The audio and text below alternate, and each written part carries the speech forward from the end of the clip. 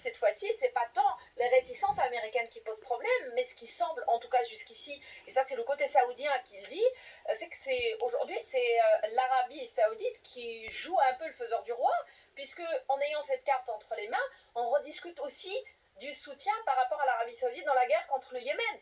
Donc, à quel prix aujourd'hui et jusqu'où les États-Unis sont prêts à aller pour avoir du pétrole de l'Arabie saoudite ou du Venezuela? En fait, vous avez raison, c'est la bonne question. Je corrige Jusqu'où effectivement, les pardon, Américains je sont disais prêts juste à la aller. guerre Je au dirais Yémen que et la pas réponse contre le sera Yémen, ce qui formulée est par la différent. capacité des Américains. Pardon.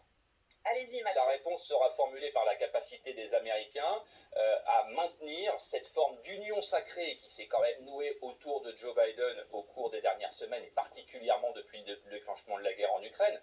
Joe Biden aura les mains liées si l'opposition s'oppose à de nouveaux accords d'échange avec l'Arabie saoudite.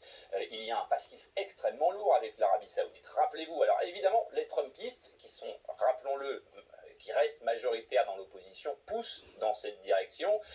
Les difficultés que rencontrera Joe Biden sont beaucoup plus liées à son l'aile gauche du Parti démocrate, dont le rôle sera absolument déterminant, notamment lors des prochaines élections de mi-mandat, qui, elle, mettra évidemment un carton rouge à toute forme d'accroissement des échanges d'ordre énergétique avec l'Arabie saoudite. Alors, Anne, le chancelier allemand Olaf Scholz rappelait il y a quelques jours que l'Europe, à la base, avait exclu exprès